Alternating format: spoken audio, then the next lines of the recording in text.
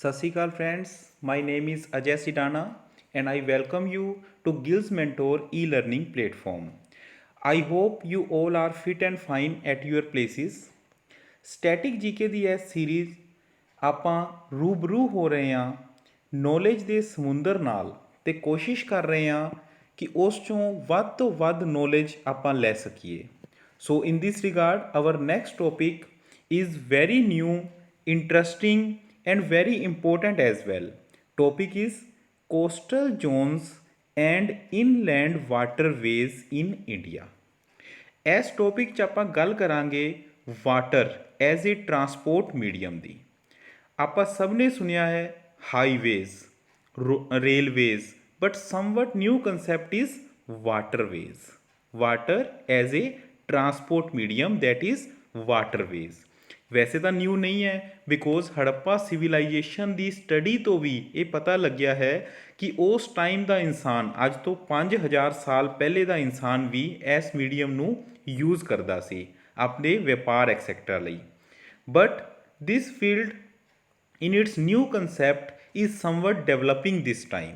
So as you know, जिस field ਵਿੱਚ development ਹੋ ਰਹੀ ਹੋਵੇ ਉਹ exam and knowledge point of view ਨਾਲ ਬੜਾ ਹੀ ਇੰਪੋਰਟੈਂਟ ਹੋ ਜਾਂਦਾ ਹੈ। ਚਲੋ ਫਿਰ ਸਟਾਰਟ ਕਰਦੇ ਹਾਂ। First thing that to be studied in this topic is coastline of India. Means ਆਪਾਂ ਵਾਟਰ ਬਾਉਂਡਰੀ, ਆਪਾਂ ਇੰਡੀਆ ਦੀ ਜੋ ਲੋਕੇਸ਼ਨ ਹੈ ਉਹਨੂੰ ਥੋੜ੍ਹਾ ਜਿਹਾ ਇਸ ਚੀਜ਼ 'ਚ ਆਪਾਂ ਡਿਸਕਸ ਕਰਾਂਗੇ। ਪਹਿਲਾਂ ਆਪਾਂ ਡਿਸਕਸ ਕਰਾਂਗੇ ਆਊਟਸਾਈਡ ਲੋਕੇਸ਼ਨਸ ਨੂੰ, ਦੈਨ ਆਪਾਂ ਡਿਸਕਸ ਕਰਾਂਗੇ ਕਿ what are the sources inside India for the inland waterway. Okay, so first is peninsular India, ਜਿਹਨੂੰ ਤੁਸੀਂ ਸਿੰਪਲ ਲੈਂਗੁਏਜ ਦੇ ਵਿੱਚ ਸਾਊਥ ਇੰਡੀਆ ਵੀ ਕਹਿ ਸਕਦੇ ਹੋ। ਇਸ ਬਾਰੇ ਆਪਾਂ ਗੱਲ ਕਰਦੇ ਹਾਂ। ਇਹ ਹੈ ਦੋਸਤੋ ਇੰਡੀਆ ਦੀ ਲੋਕੇਸ਼ਨ। ਤੁਸੀਂ ਦੇਖੋਗੇ ਕਿ ਇਸ ਜਗ੍ਹਾ ਤੋਂ ਵਾਟਰ ਬੋਡੀ ਸਟਾਰਟ ਹੋ ਕੇ ਤੇ ਇਸ ਜਗ੍ਹਾ ਤੱਕ ਸਾਰੀ ਵਾਟਰ ਬੋਡੀ ਜਾ ਰਹੀ ਹੈ। ਅਗਰ ਆਪਾਂ ਵੈਸਟ ਟੂ ਈਸਟ ਦੀ ਗੱਲ ਕਰੀਏ, ਸੋ ਤੁਹਾਨੂੰ ਪਤਾ ਹੈ ਇਸ ਜਗ੍ਹਾ 'ਤੇ ਕਿਹੜੀ ਲੋਕੇਸ਼ਨ ਹੈ, ਇਹ ਹੈ ਗੁਜਰਾਤ। ਗੁਜਰਾਤ ਤੋਂ ਸ਼ੁਰੂ ਹੋ ਕੇ ਆਪਾਂ 1 ਬਾਈ 1 ਸਾਰੀ ਸਟੇਟ ਬਾਰੇ ਡਿਸਕਸ ਕਰਕੇ ਲਾਸਟ 'ਤੇ ਕਿਹੜੀ ਆ ਰਹੀ ਹੈ ਆਪਣੀ ਵੈਸਟ ਬੰਗਾਲ, ਜਦੋਂ ਉਸ ਤੋਂ ਬਾਅਦ ਬੰਗਲਾਦੇਸ਼ ਐਂਡ ਮਿਆਂਮਾਰ ਵਗੈਰਾ ਕੰਟਰੀਜ਼ ਜੋ ਹੈ ਉਹ ਆ ਜਾਂਦੀਆਂ। ਸੋ ਤੁਸੀਂ ਇੱਥੇ ਦੇਖੋ ਲੈਫਟ ਸਾਈਡ 'ਤੇ ਹੁੰਦਾ ਹੈ। ਅੱਜ ਤੋਂ ਬਾਅਦ ਤੁਸੀਂ ਇਹਨੂੰ ਹਮੇਸ਼ਾ ਲਈ ਪੂਰੀ ਤਰ੍ਹਾਂ ਧਿਆਨ ਰੱਖਣਾ ਹੈ। ਤੁਸੀਂ ਯਾਦ ਰੱਖਣਾ ਹੈ ਏ ਤੇ ਬੀ, ਇੱਧਰ ਏ ਤੇ ਇੱਧਰ ਬੀ। ਇਟ ਮੀਨਸ ਕਿ ਇਸ ਜਗ੍ਹਾ 'ਤੇ ਜੋ ਵੈਸਟ ਸਾਈਡ ਹੈ, ਵੈਸਟਰਨ ਸਾਈਡ 'ਤੇ ਆਉਂਦਾ Arabian C and eastern side 'ਤੇ ਆਉਂਦਾ ਬੇ ਆਫ ਬੰਗਾਲ, ਅਰਬ ਸਾਗਰ ਤੇ ਬੰਗਾਲ ਦੀ ਖਾੜੀ। ਐਂਡ ਜੋ ਸੈਂਟਰ ਪੁਆਇੰਟ ਹੁੰਦਾ ਹੈ, ਜੋ ਇਹਨਾਂ ਦਾ ਮੀਟਿੰਗ ਪੁਆਇੰਟ ਹੁੰਦਾ, ਅਗਰ ਆਪਾਂ ਇਸ ਤਰ੍ਹਾਂ ਗੱਲ ਕਰੀਏ ਤਾਂ ਇਹ ਆਉਂਦਾ ਆਪਣਾ ਇੰਡੀਅਨ ਓਸ਼ੀਅਨ। ਇੱਥੇ ਅਲੱਗ-ਅਲੱਗ ਇੰਡੀਅਨ ਓਸ਼ੀਅਨ ਕੰਟਰੀਜ਼ ਆਉਂਦੀਆਂ ਜਿਨ੍ਹਾਂ ਨੂੰ ਆਪਾਂ ਟਾਈਮ ਟੂ ਟਾਈਮ ਡਿਸਕਸ ਕਰਦੇ ਰਹਿੰਦੇ ਹਾਂ। ਸੋ ਅਰਬ ਸਾਗਰ ਜਾਂ ਅਰੇਬੀਅਨ ਸੀ, ਦੈਨ ਵੈਸਟਰਨ ਆਪਣੀ ਈਸਟਰਨ ਸਾਈਡ 'ਤੇ Bay of Bengal, that is Bengal ਕੀ ਖਾੜੀ, ਐਂਡ ਸੈਂਟਰ ਜੋ ਉਹਨਾਂ ਨੂੰ ਦੋਨਾਂ ਨੂੰ ਜੋੜਦਾ ਹੈ ਉਹ ਬਹੁਤ ਹੀ ਵੱਡਾ ਮਹਾਸਾਗਰ ਹੈ, ਦੈਟ ਇਜ਼ ਹਿੰਦ ਮਹਾਸਾਗਰ, ਜਿਹਨੂੰ ਆਪਾਂ ਇੰਡੀਅਨ ਓਸ਼ੀਅਨ ਦੀ ਗੱਲ ਕਰਦੇ ਹਾਂ। ਸੋ ਪੈਨਿਨਸੂਲਰ, ਵਟ ਯੂ ਮੀਨ ਬਾਈ ਪੈਨਿਨਸੂਲਰ ਦੀ ਆਪਾਂ ਗੱਲ ਕਰੀਏ, ਪੈਨਿਨਸੂਲਰ ਉਹ ਜਗ੍ਹਾ ਹੁੰਦੀ ਹੈ, ਉਹ ਏਰੀਆ ਜੋ 3 ਹਿੱਸਿਆਂ ਤੋਂ ਜਾਂ 3 ਸਾਈਡ ਤੋਂ ਪਾਣੀ ਨਾਲ ਘਿਰਿਆ ਹੋਵੇ, ਉਸ ਬੋਡੀ ਨੂੰ ਕਹਿੰਦੇ ਆ ਪੈਨਿਨਸੂਲਰ। ਇਹੀ ਰੀਜ਼ਨ ਹੈ ਕਿ ਜੋ ਆਪਣਾ ਸਾਊਥ ਇੰਡੀਆ ਹੈ, ਤੁਸੀਂ ਅਗਰ ਦੇਖੋ ਕਿ ਆਹ ਜੋ ਹੈ ਸਾਰਾ ਸਾਊਥ ਇੰਡੀਆ ਆਪਣਾ, ਇਹ ਤਿੰਨੋਂ ਸਾਈਡ ਤੋਂ ਇਹ ਪਾਣੀ ਨਾਲ ਘਿਰਿਆ ਹੋਇਆ ਹੈ। ਸੋ ਇਹਨੂੰ ਕਿਹਾ ਜਾਂਦਾ ਹੈ ਪੈਨਿਨਸੂਲਰ ਇੰਡੀਆ। ਸੋ ਜੋ ਵੀ ਆਪਾਂ ਵਾਟਰ ਬੋਡੀਜ਼ ਦੀ ਗੱਲ ਕਰਾਂਗੇ, ਜੋ ਵੀ ਆਪਾਂ ਮੇਜਰ ਮਾਈਨਰ ਪੋਰਟਸ ਦੀ ਗੱਲ ਕਰਾਂਗੇ, ਉਹ ਸਾਰੀ ਆਪਾਂ ਗੱਲ ਕਰਾਂਗੇ ਸਾਊਥ ਇੰਡੀਆ ਜਾਂ ਪੈਨਿਨਸੂਲਰ ਇੰਡੀਆ ਦੀ। ਬਟ ਉਸ ਤੋਂ ਪਹਿਲਾਂ ਆਪਾਂ ਗੱਲ ਕਰਾਂਗੇ ਵੇਰੀਅਸ ਕੋਸਟਲ ਜ਼ੋਨਸ, ਕਿ ਜੋ ਇੰਡੀਆ ਦੇ ਜੋ ਕਿਨਾਰੇ ਹੈ, ਜੋ ਕੋਸਟਲ ਏਰੀਆਜ਼ ਹੈ, ਉਹਨਾਂ ਨੂੰ ਕਿੰਨੇ ਹਿੱਸਿਆਂ 'ਚ ਡਿਵਾਈਡ ਕੀਤਾ ਜਾਂਦਾ ਹੈ। ਦੈਨ ਆਪਾਂ ਡਿਸਕਸ ਕਰਾਂਗੇ ਕਿ ਕਿਹੜੀਆਂ ਨਦੀਆਂ ਹੈ, ਕਿਹੜੀਆਂ ਰਿਵਰਸ ਹੈ ਜੋ ਕੋਸਟਲ ਜ਼ੋਨ ਬਣਾਉਣ 'ਚ ਹੈਲਪ ਕਰਦੀਆਂ, ਐਂਡ ਉਹਨਾਂ ਨਦੀਆਂ ਨੂੰ ਯੂਜ਼ ਕਰਕੇ ਆਪਾਂ ਕਿਸ ਤਰ੍ਹਾਂ ਇਨਲੈਂਡ ਜੋ ਹੈ ਵਾਟਰਵੇਜ਼ ਨੂੰ ਯੂਜ਼ ਕਰ ਰਹੇ ਹਾਂ। ਦੈਨ ਆਪਾਂ ਥੋੜ੍ਹਾ ਮੇਜਰ ਟੌਪਿਕ ਡਿਸਕਸ ਕਰਾਂਗੇ ਜੋ ਹੈ ਪੋਰਟਸ ਆਫ ਇੰਡੀਆ, ਕਿਹੜੇ ਮੇਜਰ ਐਂਡ ਮਾਈਨਰ ਪੋਰਟਸ ਹੈ। ਸੋ ਇਹਨਾਂ ਸਭ ਤੋਂ ਪਹਿਲਾਂ ਤੁਹਾਨੂੰ ਪਤਾ ਹੋਣਾ ਚਾਹੀਦਾ ਹੈ ਕਿ ਇੰਡੀਆ ਦੀ location as well as India ਦਾ ਜੋ ਕੋਸਟ ਲਾਈਨ ਹੈ ਉਹਦੇ ਨਾਲ ਕਿਹੜੀਆਂ ਚੀਜ਼ਾਂ ਸਭ ਤੋਂ ਇੰਪੋਰਟੈਂਟ ਹੈ। ਸੋ ਕੋਸਟਲ ਲਾਈਨ ਆਫ ਇੰਡੀਆ, ਤੁਹਾਡੇ ਸਾਹਮਣੇ ਇੱਕ ਬਹੁਤ ਹੀ ਇੰਪੋਰਟੈਂਟ ਚਾਰਟ ਦਿੱਤਾ ਗਿਆ ਹੈ, ਕੋਸਟਲ ਲਾਈਨ ਆਫ ਇੰਡੀਆ। ਇਹ ਚਾਰਟ ਉਹ ਸਾਰੀ ਚੀਜ਼ ਨੂੰ ਕਵਰ ਕਰ ਦੇਗਾ ਜਿਹੜੀ ਚੀਜ਼ਾਂ ਆਪਾਂ ਨੂੰ ਕੋਸਟਲ ਲਾਈਨ ਜਾਂ ਇੰਡੀਆ ਦੀ ਸਮੁੰਦਰੀ ਸੀਮਾ ਬਾਰੇ ਪਤਾ ਹੋਣੀਆਂ ਚਾਹੀਦੀਆਂ। ਸੋ ਦੇਖੋ total total coastline is a good amount, that is 7516.6 kilometre 7516 kilometre के करीब जो है वो इंडिया की कोस्टलाइन की डिस्टेंस है। एंड इंडिया का इस मामले ਦੇ ਵਿੱਚ जो रैंक है all over the world that is 18th rank.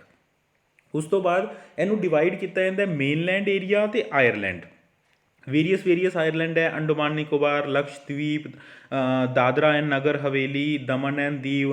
तो उनके ये समवट कुछ कुछ तुसीं डिफरेंट हो सकते हैं। अगर आप विकीपीडिया तो गल करिए तो विकीपीडिया तो जो डाटा दिता गया है जो लेटेस्ट डाटा है, बट इनके बारे किसी किसी जगह तो यह भी लिखा होंगे कि 6100 किलोमीटर है वो मेनलैंड एरिया है। बट चलो तुसीं थोड़ा जा आइडिया रखना है इहदे विच, कोई मेनली इहदे कोई ज़्यादा रेयर चांसिस है कि इस तरह का कुछ पूछा जाता है। अदरवाइज थोनों ये पता होना चाहिए टोटल कोस्ट लाइन थोनों हमेशा पता होनी चाहिए है कि अपनी 7516.6 किलोमीटर है टोटल कोस्ट लाइन इंडिया की।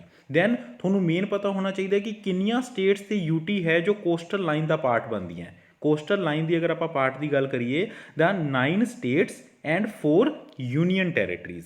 सो किहड़ियां यूनियन टैरेटरीज ते किहड़ियां स्टेट्स है, इन्हों दो हिस्सों में डिवाइड किया जाता है, एक western coastal states and eastern coastal state. अगर आप शेप की गल करिए तो ये चीज़ इस तरह बनती है जो इंडिया का, ठीक है। दैन इहदे अगर आप इस साइड की गल करिए जो वैसटर्न है ये वैसटर्न कोस्टल स्टेट आनगियाँ एंड आ जिहड़ियां है वो ईस्टर्न कोस्टल स्टेट्स आनगियाँ। मैप भी आप पूरी तरह डिस्कस करांगे। सो वैसटर्न कोस्टल स्टेट गुजरात तो शुरू होंदा है, जिवें कि तुहानूं कहा गुजरात तो बाद अगर आप ऐसे ही वैसट टू ईस्ट चलते जाइए, गुजरात तो बाद महाराष्ट्र तो बाद इधर गोवा तो बाद करनाटका तो बाद केरला। सो जो आप ईस्ट के चलांगे तो सब तो पहला तमिलनाडु तो बाद आंध्र प्रदेश तो बाद उड़ीसा एंड उड़ीसा तो बाद इस जगह पर वैस्ट बंगाल। सो किहड़ियां 9 स्टेट्स है, गुजरात, महाराष्ट्र, गोवा, करनाटका, केरला। दैन ईस्ट की गल करिए तमिलनाडु, आंध्र प्रदेश, उड़ीसा एंड वैस्ट बंगाल। इदां दी स्टेट्स जदों भी आप कोई भी स्टेट्स की गल करिए या किसी भी लोकेशन की गल करिए तो थोड़े माइंड के विच एक मैप जनरेट होना चाहिए। मैप आप सारा डिस्कस भी करांगे। मैप की जो गल करिए तो उदों थोनों नाल दी नाल माइंड च ग्रैप्स हो जाता है कि किहड़ी स्टेट ते किस तरह आप उत्थे चलते हैं। दैन यूनीयन टैरेटरीज अगर इधरों ही गल करिए आप वैस्ट तो इस जगह पर है दमन एंड दीव, दादरा एंड नगर हवेली भी हुण इनका पार्ट बना दिता गया। दैन पुंडुचेरी आएगा। दैन अपना इस जगह पर थोड़ा जो अपने अलग आंदा Lakshadweep and then Andaman and Nicobar, इस जगह पर Andaman and Nicobar. So these are 9 states and 4 union territories which are the part of coastal line या coast line of India. Next ये सारिया स्टेट्स या इनू अगर आप कहिए कि जो अपनी कोस्टल बाउंड्रीज है इनू डिफरेंट कोस्टल जोनस के डिवाइड किया जाता है। सो इनू तुसीं अगर एक बारी भी ध्यान नाल समझ लोगे तो तुसीं कदे नहीं भूलोगे इन्हों। कई बार ये क्वेश्चन भी बनता है कि किहड़े स्टेट के नाल किहड़ी स्टेट जो है वो किहड़े कोस्टल जोन का हिस्सा है, क्योंकि काफ़ी बारी तुसीं जदों हुण इस स्लाइड के भी तुसीं देखोगे तुसीं काफ़ी नाम वो सुनोगे जो बहुत बारी न्यूज़पेपर वगैरह च यूज़ किए जाते हैं, लाइक मालाबार, लाइक कोरोमंडल। सारी की चीज़ां होंदियां ये आप हुणे इत्थे डिस्कस करांगे। जो जिवें आप मैप च देखिया आप वैस्ट साइड तो चले सी एंड आप ईस्ट साइड तक चलते हुए 9 स्टेट्स एंड 4 यूनियन टैरेटरीज कीतियां। इन्हों ही डिफरेंट जोनस के विच डिवाइड किया जाता है। किस तरह अगर आप गुजरात रीजन तो गल करिए तो सब तो पहला इस जगह पर आता है Kutch region. Then Kathiawar region. इत्थे मैं तुहानूं एक चीज़ दसना चाहूँगा जो चीज़ मैं थोड़ी पहला भी 2 मिनट दसी है कि सिर्फ एंड सिर्फ जो समुंदर जो सी है ਉਹੀ कोस्टल जोन का एरिया ना होके बल्कि जो इनलैंड रिवर्स होंदी है ना वो भी कोस्टल जोन का हिस्सा होंदी है। किस तरह, क्योंकि तुसीं देखिया होएगा बहुत सारिया अपनिया इंडिया दे विच जो रिवर्स है वो ईस्ट फ्लोइंग रिवर है एंड कुछ वैस्ट फ्लोइंग रिवर है। इस बारे भी आप डिस्कस करांगे। आप एक टॉपिक लवांगे रिवर्स ऑफ इंडिया जिंदे विच डिटेल्स डिस्कस करांगे कि which are the west flowing river, which are the east flowing river, किहड़ियां रिवर्स बंगाल की खाड़ी च गिरदियां हैं, किहड़ियां रिवर अरब सागर च गिरदियां हैं। ठीक है, बट उस तो पहला थोनों ये पता होना चाहिए जो अज का अपना टॉपिक है वो ये है कि जो रिवर्स है those are also the part of coastal zone. क्योंकि जो रिवर जो है वो समुंदर च गिरती है उस जगह पर जिवें मैं थोनों एक दिन पहला लैक्चर दस्सिया सी कि या ਤਾਂ ਜੋ ਹੈ ਉਹ ਡੈਲਟਾ ਬਣਦਾ ਹੈ ਜਾਂ ਇਸਚੂਰੀਨ ਬਣਦਾ ਹੈ। ਅੱਜ ਥੋੜ੍ਹਾ ਜਿਹਾ ਹੋਰ ਦੱਸ ਦੂੰਗਾ ਇਸ ਬਾਰੇ, ਲੇਕਿਨ ਤੁਸੀਂ ਪ੍ਰੀਵੀਅਸ ਲੈਕਚਰਸ ਲਗਾ ਸਕਦੇ ਹੋ ਜਿਨ੍ਹਾਂ 'ਚ ਮੈਂ ਤੁਹਾਨੂੰ ਕਲੀਅਰ ਦੱਸਿਆ ਸੀ ਕਿ ਜਦੋਂ ਰੀਵਰ ਜੋ ਹੈ ਉਹ ਸਮੁੰਦਰ 'ਚ ਮਿਲਦੀ ਹੈ ਤਾਂ ਡੈਲਟਾ ਜਾਂ ਇਸਚੂਰੀਨ ਬਣਦਾ ਹੈ। ਸੋ ਉਸੇ ਜਗ੍ਹਾ 'ਤੇ ਉਹੀ ਚੀਜ਼ ਹੁੰਦੀ ਹੈ ਜੋ ਆਪਣਾ ਸਮੁੰਦਰੀ ਏਰੀਆ ਜਾਂ ਕੋਸਟਲ ਜ਼ੋਨਸ ਬਣਦੇ ਹੈ, ਉਸ ਜਗ੍ਹਾ 'ਤੇ ਪੋਰਟਸ ਜਾਂ ਵਾਟਰਵੇਜ਼ ਕਿਸ ਤਰ੍ਹਾਂ ਬਣਦੇ ਹੈ ਉਹ ਆਪਾਂ ਆਉਣ ਵਾਲੇ ਜਾਂ ਜੋ ਟੌਪਿਕ ਆਪਾਂ ਕਰ ਰਹੇ ਹਾਂ ਇਸ ਤੇ ਅਗਲੇ ਲੈਕਚਰ 'ਚ ਆਪਾਂ डिस्कस करांगे। So first is like Kutch region. Kutch region की गल करिए तो कच्छ रीजन मेनली बनता है जो इस जगह तो इंडस रिवर आ रही है पाकिस्तान की तरफों। सो इंडस रिवर के जो सैडीमेंट्स है एज वैल एज राजस्थान तो गुजरात चों एक लूनी रिवर आ रही है, Luni. So Indus Indus river Luni river. So Indus and Luni river इत्थे ही आके जो है समुंदर नाल मिलदी हैं। सो इस जगह नूं किया जाता है which zone Kutch region. Okay then Kathiawar region. So हुण एक जो काठियावाड़ रीजन है ये भी डिफरेंट रिवर जिवें आपां इत्थे गल कीती इंडस एंड लूनी दी। सो काठियावाड़ रीजन जो है वो बनता है साबरमती, नर्मदा एक्सैक्ट्रा रिवर नाल। और अगर आप एक सिंपल गल करिए कि जो गुजरात का जो कोस्ट है, आ वाला जो गुजरात का कोस्ट है ये मेनली माही रिवर, साबरमती रिवर, नर्मदा, ताप्ती ये जो सारिया आके इस जगह पर मिलदियाँ है समुंदर के नाल। सो इस जगह पर जो जोन बनता है coastal zone, that coastal zone is known as Gujarat coastal zone, जिन्हों की डिवाइड किया जा सकता है Kutch region and Kathiawar region. Okay so different coastal zone state wise भी डिफरेंट आते हैं। Then next is very very important जो कि है दमन एंड दीव, जो कि इस जगह पर गुजरात के कोने पर है। दमन एंड दीव तो गोवा तक, दमन एंड दीव तो गोवा तक किहड़ा रीजन है? कोंकण रीजन। कोंकण तट तुसी बहुत बारी सुनिया होएगा। दिस इज़ 50 किलोमीटर के करीब ये वाइड है। सो कोंकण इहदे च महाराष्ट्र भी आ जाता है, गोवा भी आ जाता है। Then next is Kanara region. Kanara is nothing but the another name of Karnataka region. So नीचे तुसी देखो करनाटका आएगा इस जगह पर। इस जगह पर मैंगलोर है, मैंगलोर का तट बहुत इंपोर्टेंट है। सो मैंगलोर इट मीनस कि अगर आप गल करिए तो करनाटका का कोंकण तो मैंगलोर तक जो तट है उस तट नूं किया जाता है कैनरा या अपना गल करिए करनाटका। सो डिफरेंट रिवर जिवें आपां गुजरात दीयां रिवर्स कीतियां, इस जगह पर भी रिवर इंपोर्टेंट है जो इत्थे आके मिलती हैं, वो है शरावती रिवर। शरावती मेनली इत्थे एक जोग वाटरफॉल है। जोग वाटरफॉल बहुत बारी एग्जाम पूछा गया है which is the highest waterfall in India and the answer will be जोग वाटरफॉल। एंड जोग वाटरफॉल किहड़ी जगह है? करनाटका दे विच। ओके दैन उस तो नीचे चलिए, उस तो नीचे अपना मेन जो आ जाता है वह है मालाबार। मैंगलोर तो नीचे कन्याकुमारी तक this region is known as Malabar coast. Malabar exercise भी होंगी है अलग अलग कंट्रीज़ की। So Malabar is from Mangalore to Kanyakumari. And ये सब तो इंपोर्टेंट है। अगर तुसी कदे केरला विजिट किया है तो केरला बहुत इंपोर्टेंट बहुत पॉपुलर है आपके बैक वाटर्स रही, जिन्होंने कायल्स क्या है, कायल्स। ठीक है so this is Malabar coast. Then उस तो बाद अगर आप दूसरी तरफ चलीए, सो इस तरह कन्याकुमारी टू कृष्णा रिवर, इस जगह पर कावेरी रिवर है, इस जगह पर कृष्णा रिवर है आंध्र प्रदेश की तरफ। So Kanyakumari to Krishna river एक किहड़ा कोस्ट है? Very very important Coromandel coast आ रहा है। कोरोमंडल कोस्ट है अपना कन्याकुमारी टू कृष्णा। दैन उस तो उपर अगर आप इस जगह तो लैके उपर तक जो अपनी एक रिवर आती है Subarnarekha. So Krishna river to Subarnarekha river, जिन्हों आप इस जगह पर गंगा डेल्टा भी कह सकते हैं। गंगा डेल्टा तक जो अपना तट है उस तट को क्या जाता है? नॉर्थ सरकार या फिर इनू क्या जाता है? उत्कल। उत्कल थोड़ा पता ही है उड़ीसा। ठीक है सो आ जो तट है आंध्र प्रदेश एंड उड़ीसा वाला, इनू क्या जाता है? नॉर्थ सरकार या उत्कल जो है उत्कल तट इनू किया जाता है। सो जो चीज़ा मैं थोड़ा दसियाँ वो थोड़ा बहुत तुम इहदे चो भी देख सकते हो। दो हिस्सों आप कोस्टल जोन को डिवाइड करते हैं, western coast and eastern coast. Almost मैं सब कुछ दस चुकिया, थोड़ा आप देखते हैं। वैसटर्न कोस्ट अगर आप इस तरह गल की सी, this is peninsular India.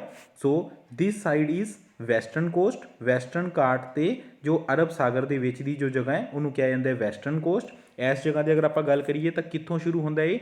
Gujarat के गल्फ ऑफ खंबाट तो केप कोमोरीन, जो नीचे एक लोकेशन है कन्याकुमारी के कोलों समुद्र की लोकेशन क्या है केप कैमोरीन। सो केप कैमोरीन तक ये जो सारा लोकेशन है ये है western coast.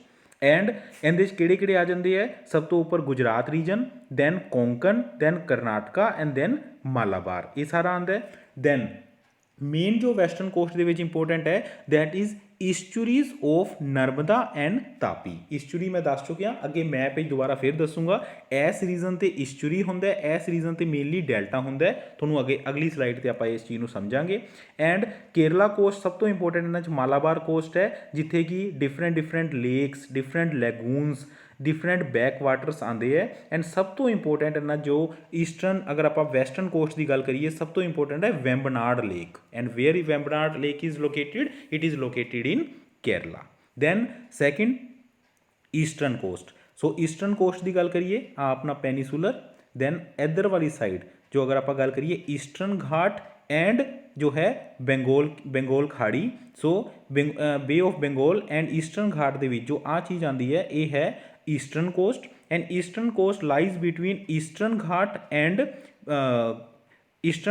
Bay of Bengal and from Ganga delta, जिवें मैं तुहानूं दस्सिया सी भी इस जगह पे west Bengal Ganga delta to नीचे कन्याकुमारी।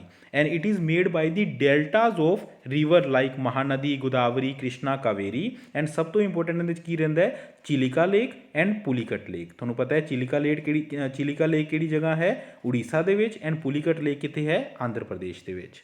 सो नैक्सट,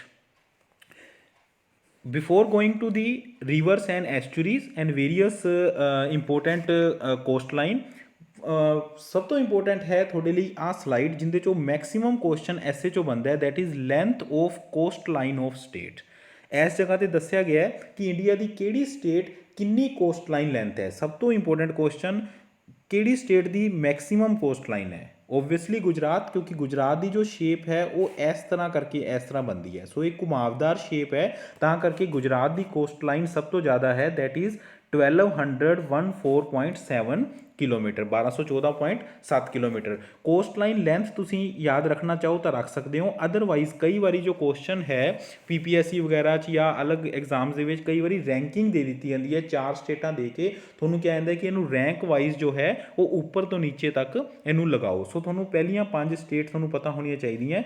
फर्स्ट इज़ टॉप ते रैंक है Gujarat, then Andhra Pradesh, then Tamil Nadu, then Maharashtra and then Kerala. So these are the 5 top most state Jinnah the maximum जो कोस्ट लाइन है जो समुंदर नाल, obviously coast line कह रहे हैं तो समुंदर नाल जो इन्हां दी सीमा है वो लगती है। Next, this map is very very important. This is major rivers. As I already have stated कि रिवर्स का आप टॉपिक एक स्पैशल लैक्चर के लवांगे जिंदे आप सारियां रिवर्स करांगे, लेकिन इत्थे तुसीं समझना है सिर्फ एंड सिर्फ coast line point of view नाल।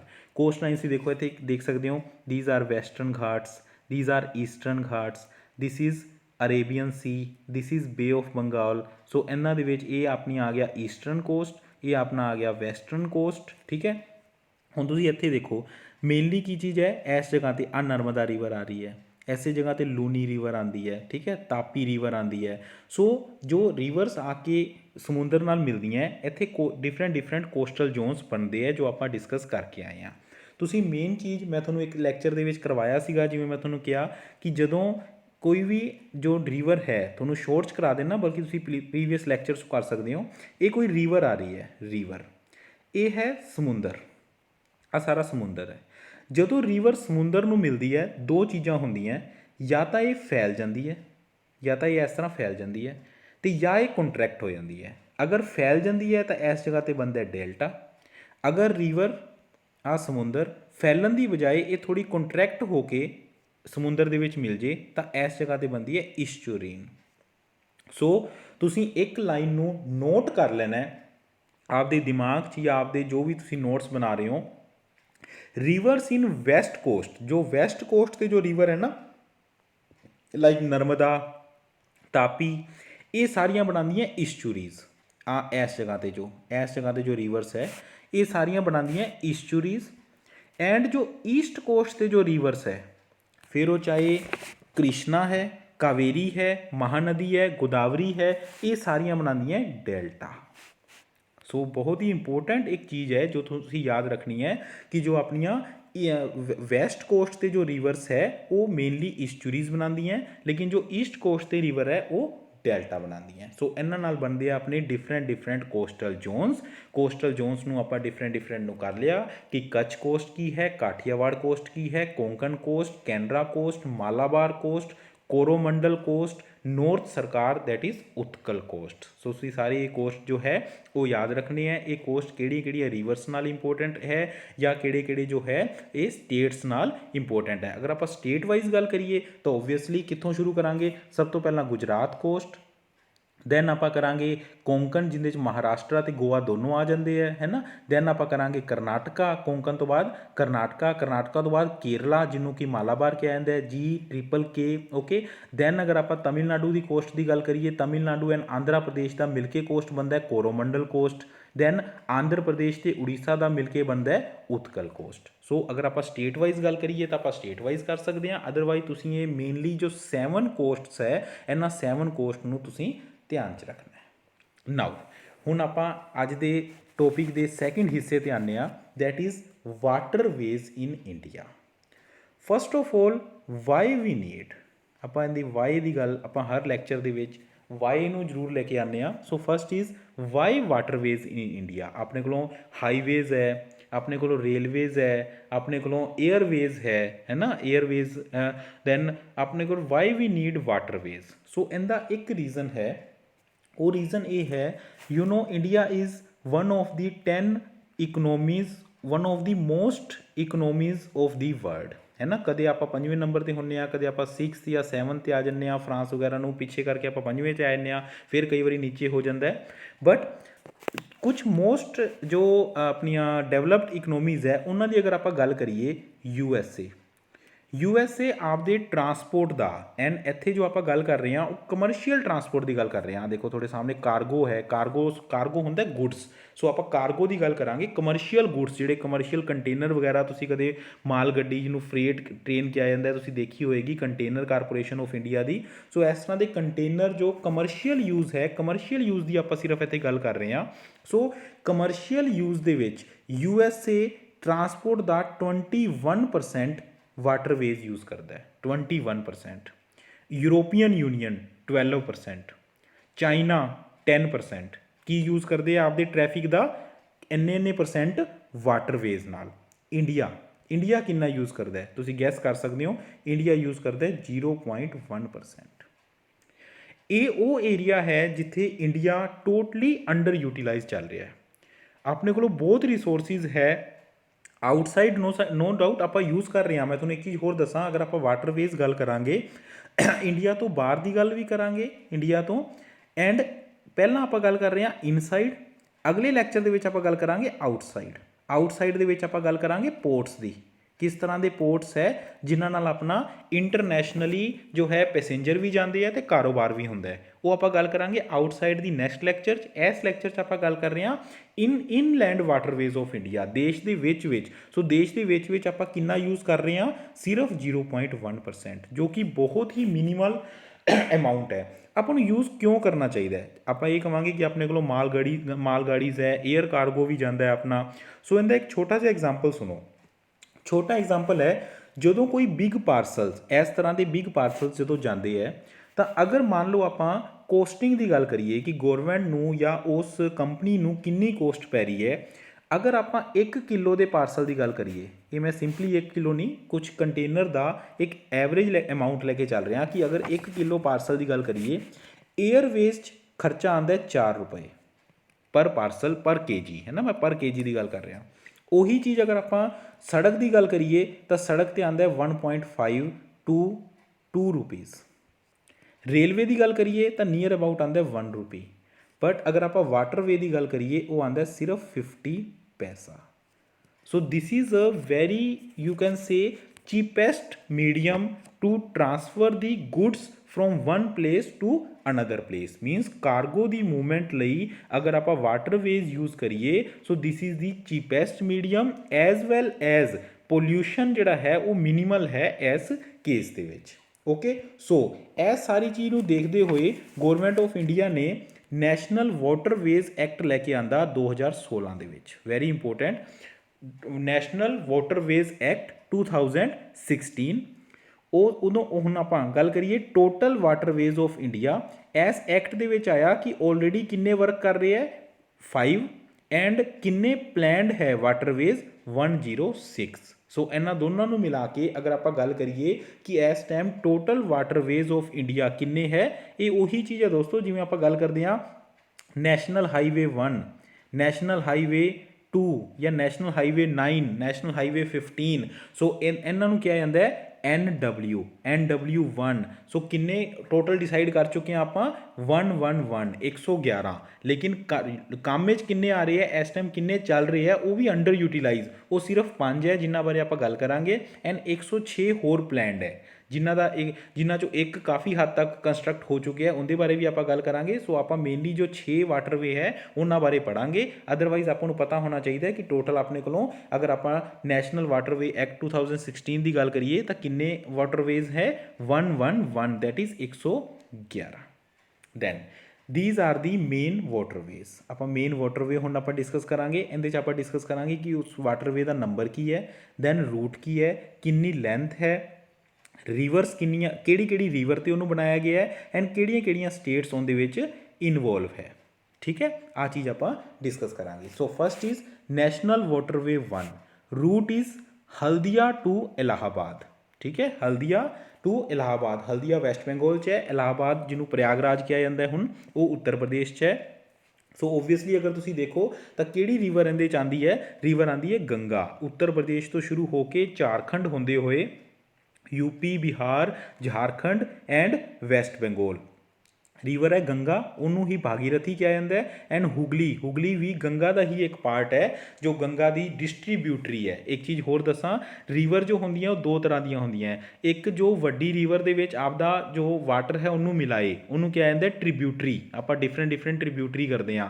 कुछ एक इस तरह की रिवर्स होंदियां जो वड्डी रिवर चों पानी नूं लै जांदियां, जिवें कि हुगली है जो गंगा चों पानी नूं लै जांदी है, उन्होंने क्या जाता है distributary. So tributary and distributary. Then national waterway 1 पता लग गया, Haldia to Allahabad 1620 kilometer, mainly Ganga नदी ते गंगा दी ही है, गंगा तो भागीरथी एंड हुगली।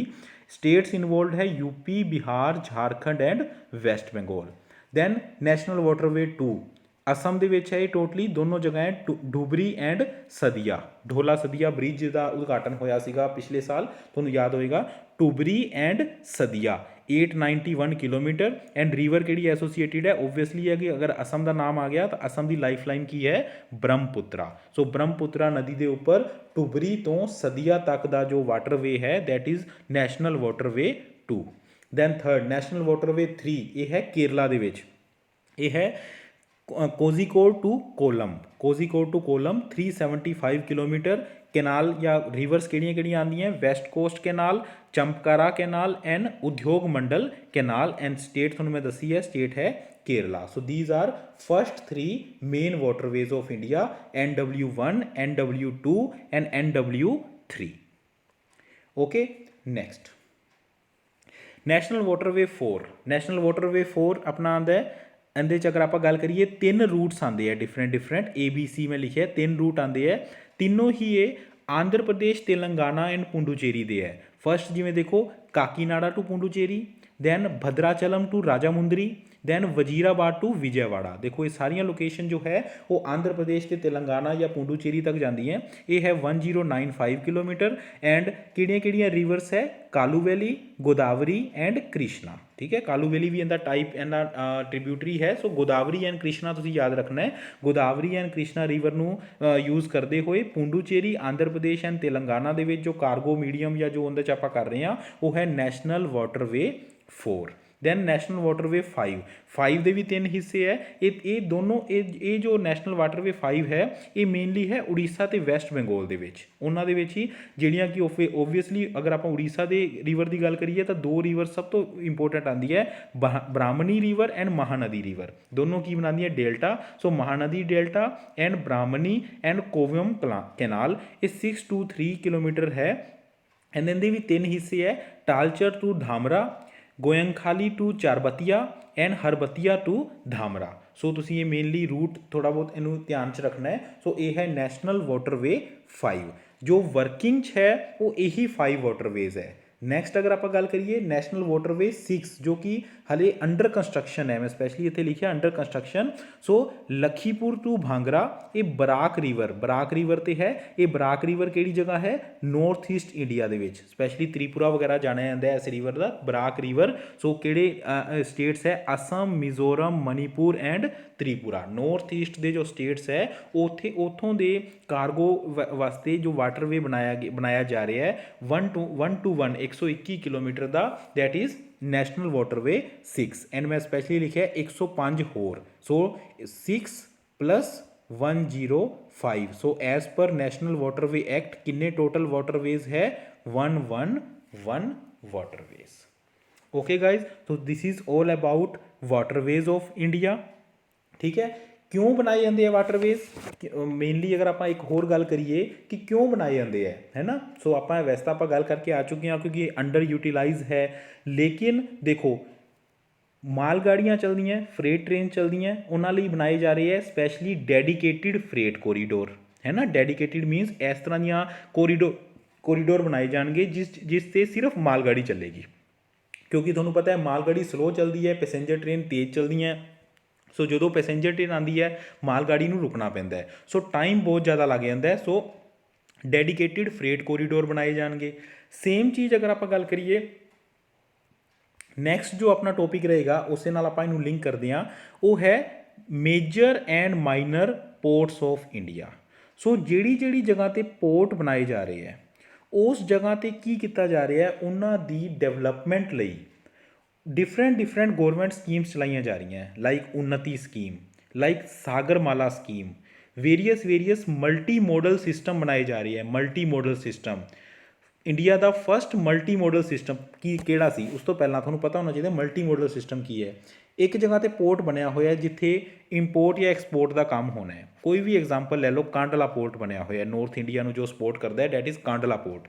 सो उस पोर्ट तो मटीरीयल आंदा है या उस पोर्ट तो मटीरीयल जाएगा।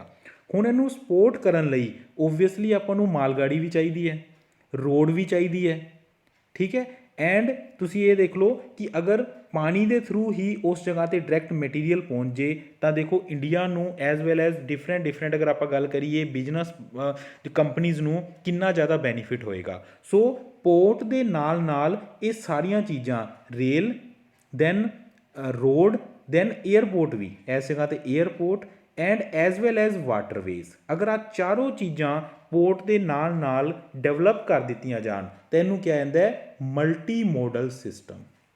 सो इहदे नाल कितनी डेवलपमेंट होएगी कि मैटीरीयल जो आप एक्सपोर्ट करना है डायरैक्टली इन्हां चारों मीडियम राही पोर्ट ते पहुँचे एंड डायरैक्टली इत्थों दी एक्सपोर्ट हो जाए। जो इंपोर्ट होके आया इस जगह ते आवे विदिन फ्यू मिनट या विदिन थोड़े तो थोड़े टाइम दे विच इन्हां चारों माध्यम के द्वारा पूरे देश दे विच डिस्ट्रीब्यूट हो जाए। So this is known as multi modal system. India का पहला मल्टी मॉडल सिस्टम सी वाराणसी 2018 जो है वो इनोग्रेट किया गया। दैन नैक्सट जो इंडिया का मल्टी मॉडल सिस्टम बनाया गया वो बनाया गया झारखंड के साहिबगंज के 2019 के गंगा नदी के किनारे। सो ये सारिया चीज़ां आपां आने वाले लैक्चर के होर ज़्यादा डिस्कस करांगे। Next topic will be major and minor ports of India. So okay guys, lecture की फीडबैक जरूर देनी है, लाइक एंड शेयर करना है अगर थोड़ा अच्छा लग्या तो। ओके गाइज, गुड बाय, रब राखा।